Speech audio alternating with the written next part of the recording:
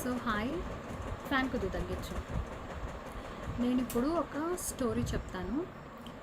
Story అంటే what is story? Life ఒక story, మన లైఫ్లో మనకు వచ్చే డ్రీమ్స్ ఒక స్టోరీ, మనం చూసే మూవీస్ అది ఒక స్టోరీ. కానీ అది జరిగినంతసేపు దాన్ని రియాలిటీగా మనం ఫీల్ అవుతాం. అయితే నాకు ఒక హ్యాబిట్ ఉందన్నమాట. జనరల్గా అందరికీ ఉండే హ్యాబిట్ ఏంటంటే ఫోన్ చూసుకుంటారు, టీవీ చూస్తారు. But sometimes if I feel bore, if I'm not interested about that bore, then నేనేం చేస్తానంటే మామూలుగా మా డాడీ పేపర్ తెచ్చుకుంటారనమాట. దాంట్లో సండే బుక్స్ వస్తాయి. సో ఏంటంటే నేను ఖాళీ ఉన్నప్పుడు నేను ఆ బుక్స్ అన్నీ చదువుతా. సో ఆ బుక్స్లో ఎలా అంటే స్టోరీస్ ఉంటాయి. నాకు స్టోరీస్ చదవడం అంటే చాలా ఇంట్రెస్ట్. నాకు తెలుగు బాగా చదవడం, రాయడం, మాట్లాడడం అంత బాగా వచ్చు. సో నేను ఆ స్టోరీస్ చదువుతూ ఉంటాను అనమాట. చాలా ఇంట్రెస్టింగ్గా అనిపిస్తాయి. మెయిన్ ఎక్కువగా స్టోరీస్లో నేను గమనించేది ఏంటంటే ఆడవారికి జరుగుతున్న అన్యాయాలు, ఒక మగ మనిషిని నమ్మిన ఆడవాళ్ళు ఎట్లా మోసపోతారు ఏంటి. సో ఈ టైప్ ఆఫ్ స్టోరీస్ ఎక్కువ ఉంటాయి. నాకు కూడా చాలా ఇంట్రెస్ట్. సో ఇప్పుడే ఒక హాఫ్ అన్ అవర్ ముందు నేను ఒక స్టోరీ చదివాను. ఆ స్టోరీ నాకు చాలా రియాలిటీగా అనిపించింది. రియల్ లైఫ్లో కూడా ఇలాంటివే జరుగుతూ ఉన్నాయి. అండ్ ఆ స్టోరీ రాసిన అతను కూడా ఒకతను ఒక స్టోరీ రాస్తున్నాడు, ఒకతను ఒక ఆమె అంటే వాళ్ళు కూడా ఎక్కడో నుంచి ఇది విన్నదో చదివిందో రియాలిటీగా అనిపిస్తేనే జరుగుతుంది కదా. సో ఆ స్టోరీ ఏంటంటే అక్కడ బుక్లో ఎలా ఉందో నేను యాజ్ ఇట్ ఈజ్ అలాగే చెప్తాను. ఒక ఆమె ఉంది, ఆమె ఇంట్లో ఒక పనామె ఉంది. ఆ పనామె ఎప్పుడు ఏదో ఒకటి వాగుతూ ఉంటుంది. ఆ ఓనర్ అంటదనమాట, ఎందుకు ఇట్లా వాగుతున్నావు అంటే కూడా ఆమె అట్లానే వాగుతుంది. అయితే ఏంటంటే ఆ పనామె కూతురికి 2 ఆడపిల్లలు పుట్టారు, 3వ కాన్పు. మళ్ళీ సో మగపిల్లోడు కావాలని వాళ్ళ అత్తింటోళ్ళు అడుగుతున్నాడు. సో ఈమె ఆ పాప కాన్పుకి వెళ్ళాలి. అందువల్ల 3 నెలలు ఆ ఇంట్లో వేరే కొత్త ఆమెని ఈ పాత పనామె పెట్టింది. ఆ కొత్త పనామె అసలే మాట్లాడట్లే. ఓనర్ ఏమందంటే, నువ్వేమో ఎక్కువ మాట్లాడుతున్నావు, ఆమె అసలు ఏం మాట్లాడట్లేదు, ఆమె మూగదా అంటే అట్లేం లేదు, ఆమె చాలా తక్కువ మాట్లాడుతుంది అని చెప్పి అనింది. ఇంకా పాత పనామె పనంతా చేసుకుంది. నెక్స్ట్ కొత్త పనామెకి ఏం పని చేయాలో మొత్తం చెప్తుంది. ఓనర్ గమనిస్తూ ఉంది. సో ఓనర్ మళ్ళీ వెళ్ళేటప్పుడు గమనించింది ఆ పాత సో ఈ కొత్త పనామె కొద్దిగా నలిగిన చీర కట్టుకుని జుట్టు కొద్దిగా చింపిరిగా ఉంటే పాత పనామెకి చెప్పింది, కొద్దిగా నీట్గా రమ్మని చెప్పు రేపటి నుంచి. అంటే అయ్యో అమ్మ మీకు శుభ్రత ఎక్కువ కదా, నేను రేపటి నుంచి నీట్గా రమ్మని చెప్తాననేసి చెప్పింది. చెప్పిన తర్వాత ఆ నెక్స్ట్ డే కొత్త పనామె వచ్చింది. అప్పుడు ఓనర్ తలుపు తీసి చూసినప్పటికీ కొత్త పనామె మంచిగా నీట్గా అంటే మంచిగా చీర కట్టుకుంది, జుట్టు అంతా ముడి పెట్టుకుంది, బొట్టు లేదు, మెళ్ళో చెవులకి చేతులకి ఏం లేకుండా మొండిగా ఉంది. కానీ ఆమె ఫేస్లో ఏదో ఒక అట్రాక్షన్ ఉంది. సరే ఆమె వచ్చింది, ఇంట్లో అన్ని పనులు చేసుకుంటుంది. ఓనర్ అమ్మ ఏం పని చెప్తే కాదనకుండా ఆ పని చేస్తుంది. ఆ పని చేసేటప్పుడు పక్కన వాళ్ళు ఏం మాట్లాడుకుంటున్నారు, ఏం చేస్తున్నారు అన్నది కూడా ఆమె ఏం పట్టించుకోవట్లేదు. ఆమె పని ఆమె చేసుకుంటుంది. ఎంత పని ఉన్నా అంతా పని చేసి వచ్చి ఓనర్ అమ్మ ముందు నుంచుంటుంది. పని అంతా అయిపోయిందా, ఓకే వెళ్ళు అంటే సైలెంట్గా వెళ్ళిపోతుంది. అంతే తప్ప ఇంకేమీ లేదు. ఒక్కసారి కూడా ఆమె ఏం మాట్లాడాల. ఇలా 3 నెలలు గడిచిపోయింది. పాత పని ఆమె వెళ్ళిపోయింది, కొత్త పని ఆమె వెళ్ళిపోయింది. మళ్ళీ పాత పని ఆమె డెలివరీకి వెళ్ళింది కదా, ఆమె రిటర్న్ వచ్చింది. ఆమె వెళ్ళేటప్పుడు చెప్పింది అనమాట, ఈసారన్నా మగపిల్లడు పుట్టాలి. ఓనర్ అమ్మ అడగబోయింది, మళ్ళీ ఆడపిల్ల పుట్టితే మగపిల్లడు పుట్టేదాకా ఎన్ని కాన్పులైనా చేయాల్సిందే, లేకపోతే 2వ పెళ్లి చేసుకుంటానని ఆమె మొగుడు అన్నాడు. మొత్తానికి వాళ్ళకి బాబు పుట్టాడు. ఇంకా పాత పనామె వచ్చిన కాంచి ఓనరమ్మకి మళ్ళీ గోల స్టార్ట్ అయింది. అయ్యే ముచ్చట్లు చెప్పిన ముచ్చట్లే చెప్తా ఉంది. ఇలా జరుగుతూ ఉంది. ఇంకేమైందంటే ఇట్లానే జరుగుతూ ఉంటే ఒకరోజు ఆ పనామె ఏమందంటే, అమ్మ పని అయిపోయింది వెళ్ళేటప్పుడు, అమ్మ మీ ఇంట్లో ఊరగాయ ఆవకాయ ఏదైనా పచ్చడి ఉంటే కొద్దిగా పెట్టమ్మా, ఎందుకంటే ఆమెకి జ్వరం వచ్చింది, అసలు లేవ్వట్లేదు అంటే ఓనరు అడిగిందనమాట, ఎవరికి ఏమైంది అని పచ్చళ్ళు పెట్టిస్తే, అదేనమ్మా మీ ఇంట్లో మొన్న నేను పనికి పెట్టేళ్ళాను కదా 3 నెలలు, అదే ఆ బండదాయి మూగదాయి అంటే మాటలు వచ్చు కానీ మాట్లాడదు. సో ఆమెకి బాగా జ్వరం ఉందమ్మా అంటే, ఓకే నేను కూడా చూస్తానికి వస్తాను ఉండని గబగబా ఫ్రిడ్జ్లోంచి 2 యాపిల్స్ 2 ఆరెంజెస్ తీసి అట్లనే ఒక ప్లాస్టిక్ బాక్స్లో కొద్దిగా అన్నము చారు పోసి పనామతో పాటు ఈమె కూడా బయలుదేరి స్కూటీ మీద ఇద్దరు వెళ్ళారు. వీళ్ళుండే అపార్ట్మెంట్ వెనకాల గుడిసెలు ఉంటాయి. ఆ గుడిసెల్లో ఈ పనామ ఉంటుంది, వాళ్ళ ఇంటి పక్కనే ఈ కొత్త పనామ ఉంటుంది. ఇంకా గుడిసెలోకి వెళ్ళగానే పనామ చెప్తుందనమాట వేరే పనామకి, చూడు నిన్ను చూడడానికి ఎవరు వచ్చారు అనగానే ఆ అమ్మాయి ఓనర్కి చూడగానే ఆమె కళ్ళు మెరిశాయి. అండ్ ఓనర్ అమ్మ వచ్చిందని కళ్ళల్లో, అంటే ఇప్పుడు దాకా ఈ ఓనర్ ఆ అమ్మాయి చూసిన ముఖం వేరే బాధగా అట్లిట్లా. అయితే ఓనరు ఈ అమ్మాయిని చూసినప్పుడు ఆమె ఒంటి నిండా చేతుల నిండా మచ్చలుండే.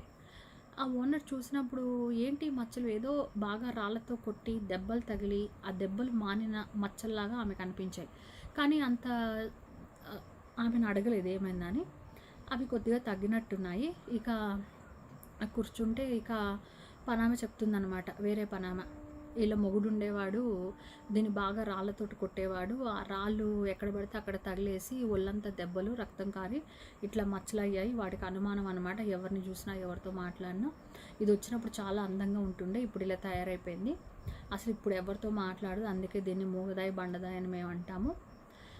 ఒకరోజు దీన్ని కొట్టబోయి ఆడి కింద పడి తాగేసి రాయి తలకి తగిలి చచ్చిపోయాడు. అప్పటి నుంచి ఇది కొద్దిగా ఉంది అని చెప్తుంది. ఈమెకు ఒక కూతురు ఉంది, ఆ కూతురుని ఇప్పుడు బాగా చదివిపించాలంటే హాస్టల్లో వేసింది. ఇప్పుడు ఇంకా దీని జీవిత ధ్యేయం అదే. సరే మీ ఇద్దరు మాట్లాడుతుండండి, నేను ఇప్పుడే ఇంటికి వెళ్ళి వస్తానని ఆ చారను బలవంతంగా తినిపించి ఆమె ఇంటికి వెళ్ళిపోయింది. సో ఓనరు ఇక ఆ ఇల్లు చూస్తూ ఉంటే ఆ పక్కన ఒక రాయికి బొట్లు పెట్టి పువ్వులు పెట్టి ఉంది. ఆ రాయి అంటే రాళ్ళు కొట్టేవాళ్ళు, వాళ్ళు రాయిని పూజిస్తారేమో అని అనుకున్న తర్వాత మొదటిసారిగా ఈ 3 నెలల్లో ఎప్పుడు కూడా నోరు విప్పని ఆ కొత్త పనామే ఓనర్ అమ్మకి ఉన్న డౌట్ చూసి నోరుపి సమాధానం చెప్తుంటే ఓనర్ అమ్మ ఒక్కసారిగా షాక్ అయ్యి అట్లాగే ఆమె చెప్పింది వింటూ ఉంది. ఇంతకీ ఆ కొత్త పనామె ఏం చెప్పిందంటే స్టోరీ, ఈమె నాన్న చిన్నప్పుడు కల్తీ సారా తాగి చనిపోయాడు. అతను చనిపోయిన 3 నెలలకే వీళ్ళమ్మ చనిపోయింది. ఈమె వీళ్ళ తమ్ముడు ఉన్నారు చిన్నపిల్లలు. ఇక ఆ చుట్టుపక్కల వాళ్ళందరూ వాళ్ళ మామయ్యకి ఫోర్స్ చేసి ఈ పిల్లోని వాళ్ళ మామ ఇంటికి పంపించారు. ఎందుకంటే వాళ్ళ మామ అత్తకి పిల్లలు లేరు. వాళ్ళ అత్తేమో నువ్వు నన్నే పెంచలేకపోతున్నావు, ఇద్దరు పిల్లల్ని ఎట్లా పెంచుతావు, మనకు అవసరం లేదని గొడవ చేసింది. చుట్టుపక్కల వాళ్ళు ఏమో చందమామల్లా ఉన్నారు పిల్లలు, పెంచుకో నువ్వు అనేసి అంటే ఇక తప్పక యాక్సెప్ట్ చేసింది. ఈ అమ్మాయి ఈ కొత్త పానామె చిన్న పాప ఉంది కదా, ఇంట్లో పనంతా బండిడు చాకరీ ఈమె చెయ్యాలన్నమాట. ఇంత చాకరీ చేస్తే ఒక ముద్ద అన్నం అది కూడా వాళ్ళ అత్త మామ తినగా మిగిలిన అన్నం వీళ్ళు తినాలి. వాళ్ళ తమ్ముడుని కూడా వాళ్ళ మామతో పాటు రాళ్ళు కొట్టడానికి తీసుకెళ్ళి ఆ రాళ్ళు కొట్టి వాడి చేతులు మొత్తం బొబ్బలు ఎక్కేవన్నమాట. అయితే ఏమో దానికి కూడా ఈమె ఏం బాధపడలేదు. కాకపోతే ఏంటంటే స్కూల్కి వెళ్ళొద్దు అన్న దానికి ఆ కొత్త పనమే చిన్న పాప ఉన్నప్పుడు బాధపడిందనమాట. కనీసం వాళ్ళ తమ్ముడినన్న స్కూల్కి పంపించమంది, కానీ వాళ్ళ అత్త అసలు ఊరుకోలేదు. ఒకరోజు వాళ్ళ తమ్ముడు చేతులు మొత్తం బొబ్బలు ఎక్కితే ఆమె అక్క తమ్ముడికి అన్నం తినిపిస్తుంటే మనకు అత్త ఇన్ని బాధలు పెడుతుంది, మనం ఇంట్లోంచి ఎట్టన్నా పారిపోదామంటే మనల్ని కూర్చోబెట్టి అన్నం పెడుతుంది అత్త, మనకి ఎవరు పెడతారంటే వాళ్ళ తమ్ముడు ఏమన్నాడంటే, ఎందుకు మనకి కూర్చోబెట్టి పెడుతుంది, నువ్వు ఇంట్లో పనంతా చేస్తున్నావు, నేను రాళ్ళు కొట్టుకొస్తున్నాను, మన ఇద్దరం వెళ్ళిపోదాం అంటే నేను రాను అంటే సరే నేను వెళ్ళిపోతాను, కానీ ఏదో ఒక రోజు వచ్చి నీ బాధలని తీరుస్తా, అప్పుడు దాకా నువ్వు ఇక్కడే ఉండు అని చెప్పి వాళ్ళ తమ్ముడు చెప్పి నెక్స్ట్ డే మార్నింగ్ చూస్తే వాళ్ళ తమ్ముడు లేడు.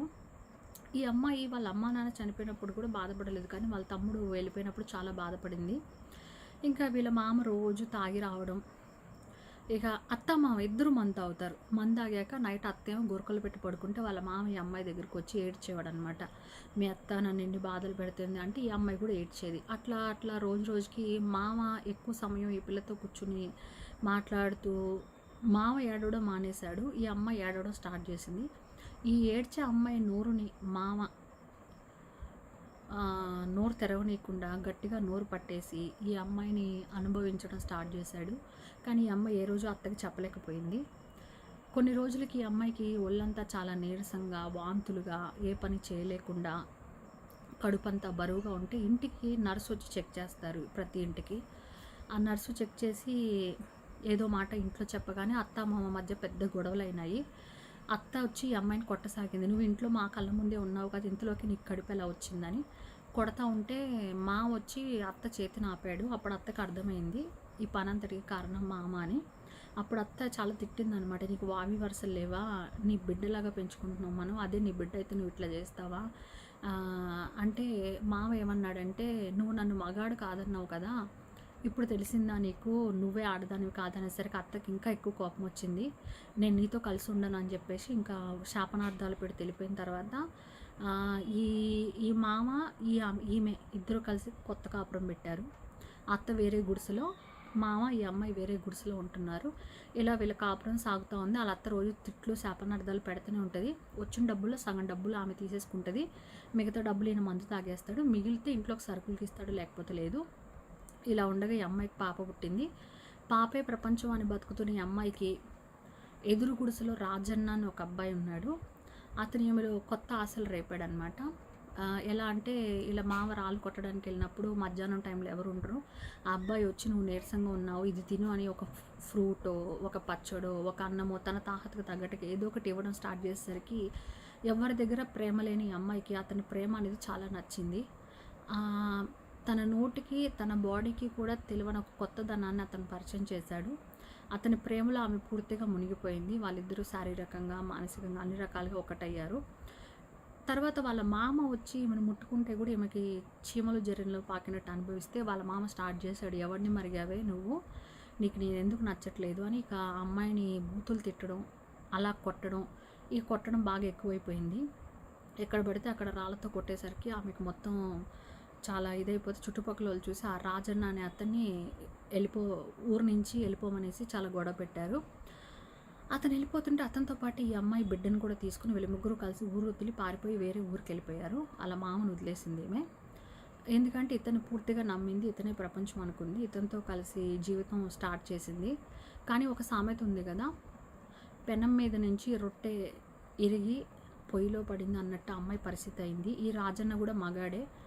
సో అతను కూడా ఈ అమ్మాయిని మెల్లమెల్లగా అనుమానించడం స్టార్ట్ చేశాడు. నువ్వు మీ మామతో కడుపు తెచ్చుకున్నావు, బిడ్డను కన్నావు, నువ్వు మీ మామను వదిలేసి నాతో పాటు వచ్చేసావు, రేపు నాకన్నా నీకు వేరే వాడు నచ్చితే నువ్వు వాడితో వెళ్ళిపోతావు కదా, వెళ్తావా లేదా చెప్పు అని తాగేసి వచ్చి గొడవ పడ్డావు. ఈ అమ్మాయిని కొట్టడం, ఈ అమ్మాయి ఏం మాట్లాడకపోయేసరికి వాళ్ళు రాళ్ళు కొడతా ఉంటారు కదా, ఆ రాళ్ళతోటి ఈమెను కొట్టడం, ఇలా చేయసాగాడు. ఇంకా అలా కొట్టి ఒళ్ళంతా కూడా ఈమెకి దెబ్బలైపోయినాయి. ఇలా జరుగుతున్న క్రమంలో వీళ్ళకున్న కూతురు పెద్దదవుతూ ఉంటే, అంటే వాడు ఆ అమ్మాయికి సొంత తండ్రి కాదు కదా, వాడి కళ్ళు ఆ పిల్ల మీద పడ్డాయి. ఒకరోజు వాడు ఆ పిల్లతో అఘాయిత్యం చేయబోతే ఈమె చూసి వాడిని రాయి పెట్టి కొట్టి చంపేసింది. కానీ ఆ ఊరోళ్ళందరూ ఈ అమ్మాయి తరపు మాట్లాడుతూ వాడు కాల్జార రాయి మీద పడి చచ్చిపోయాడని సాక్ష్యం చెప్పారు. అందువల్ల ఈ అమ్మాయి మీద కేసు రాలేదు.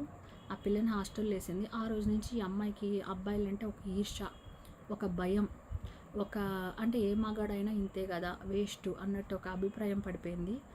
ఒకవేళ సింగారించుకోవడం అంటే బొట్టు పెట్టుకుంటేనో జడేసుకుంటేనో మళ్ళీ ఏదో మగాడు చూస్తాడన్న ఇదితో ఆమె బొట్టు పెట్టుకోవడం మానేసింది, గాజులు వేసుకోవడం, అలంకరించుకోవడం మానేసి ఒక సచ్చిన శవంలాగా జస్ట్ వాళ్ళ కూతురు కోసం బతుకుతూ ఉంది. సో ఏదైతే రాయికి బొట్లు పెట్టి పూజించారో ఆ రాయే వాళ్ళ మొగుడిని చంపిన రాయి అనమాట.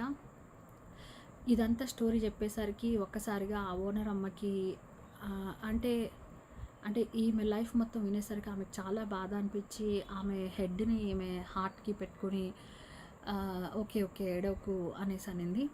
సో ఈ స్టోరీ మొత్తం నేను చెప్పడానికి 14 మినిట్స్ పట్టింది. కానీ నేను చదివినప్పుడు నా హార్ట్కి అయితే చాలా టచ్ అయ్యింది. ఇట్లాంటి 100 స్టోరీస్ నేను చదివాను. ప్రతి స్టోరీలో ఒక రియాలిటీ ఉంటుంది, ప్రతి స్టోరీలో ఒక జీవితం ఉంటుంది.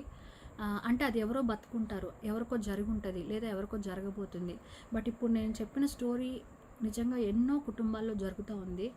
ఒక ఆడపిల్ల ఏంటంటే ఎవరికి చెప్పుకోలేదు, ఒక మగాడు వల్ల తన బాధల్లో ఉంటే వేరే మగాడు వచ్చి ఆసరా చూపిస్తే వీడు అలా కాదు, వీడు మంచోడేమో అని అనుకుంటుంది. కానీ ఓకే, కొంతమంది మంచోళ్ళు ఉంటారు, చాలామంది చెడ్డోళ్ళు ఉంటారు. సో ఇది ఆడవాళ్ళకే మాత్రమే జరుగుతుందని కూడా నేను అనుకోను, మోసపోయిన మగవాళ్ళు కూడా ఉంటారు. బట్ లైఫ్లో మనం తీసుకునే ఒక స్టెప్ అనేది మన లైఫ్ చాలా టర్నింగ్ పాయింట్ అవుతుంది. కానీ ఒక ఆడది ఇన్ని బాధలు భరించి ఉంటుందంటే నిజంగా చాలా గ్రేట్ అనమాట. సో మొత్తానికి ఈ స్టోరీ మీకు కూడా నచ్చిందని అనుకుంటున్నాను. ఇట్లాంటి ఇంకా చాలా స్టోరీస్ నా దగ్గర ఉన్నాయి. ఖచ్చితంగా మళ్ళీ నెక్స్ట్ వీడియోలో మళ్ళీ స్టోరీలు చెప్తా.